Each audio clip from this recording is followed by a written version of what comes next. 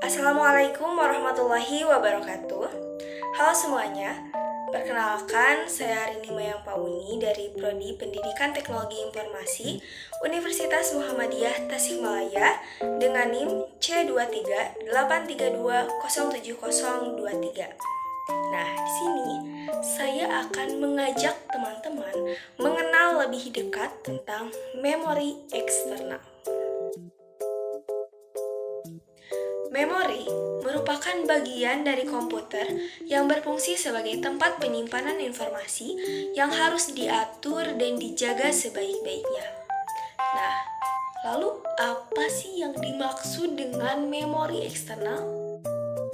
Memori eksternal adalah suatu memori yang terletak di luar memori utama ataupun CPU dan merupakan memori yang bersifat non-volatil, di mana data yang disimpan tidak akan hilang ketika sistem mati, atau dikenal juga dengan nama secondary memory, yang berfungsi sebagai media storage dari program dan data untuk jangka waktu yang panjang.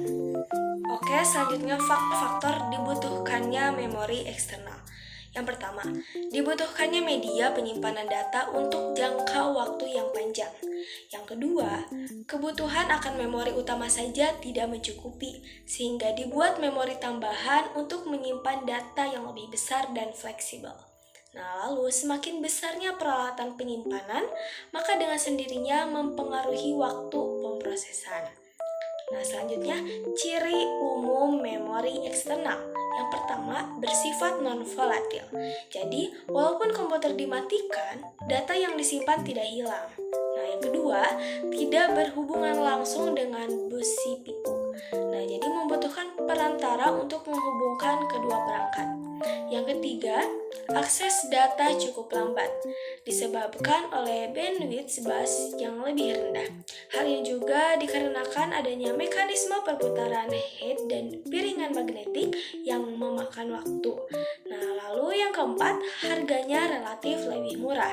Jadi, perbandingan harga yang dibayar oleh pengguna per bit data jauh lebih murah dibandingkan dengan harga memori utama.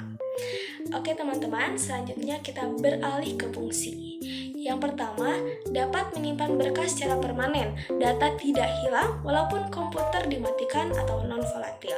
Yang kedua, dapat menyimpan program yang belum dieksekusi prosesor. Nah, lalu yang ketiga, memori virtual. Maksudnya, mekanisme sistem operasi untuk menjadikan beberapa ruang kosong dari disk menjadi alamat-alamat memori virtual, sehingga prosesor bisa menggunakan memori virtual ini seolah-olah sebagai memori utama. Akan tetapi, karena letaknya di penyimpanan sekunder, akses prosesor ke memori virtual menjadi lebih lambat dan menghambat kinerja komputer.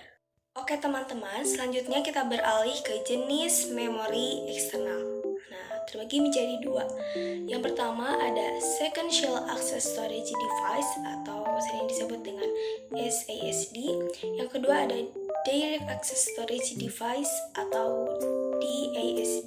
Nah, untuk penjelasannya yang pertama ada Sequential Access Storage Device merupakan memori sekunder yang tidak dapat diakses secara langsung di posisinya.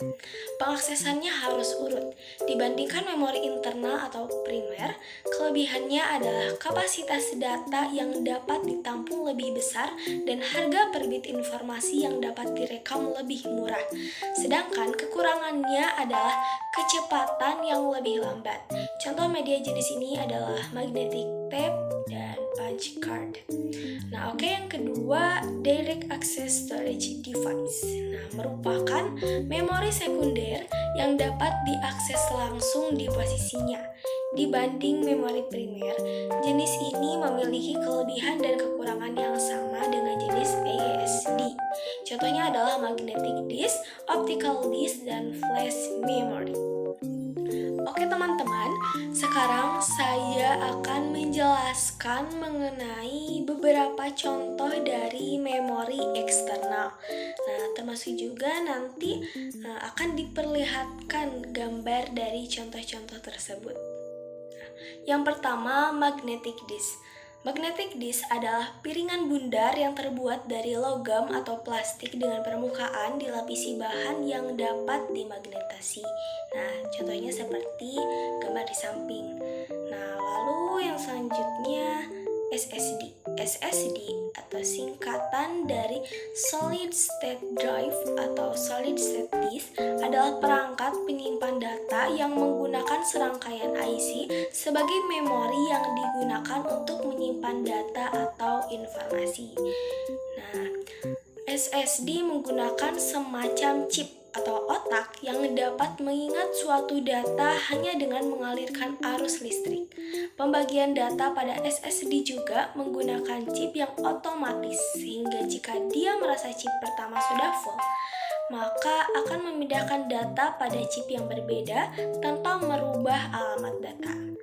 Nah, selanjutnya ada HDD. HDD atau Hard Disk Drive atau lebih dikenal dengan sebutan hard disk, merupakan perangkat penyimpanan data generasi pertama.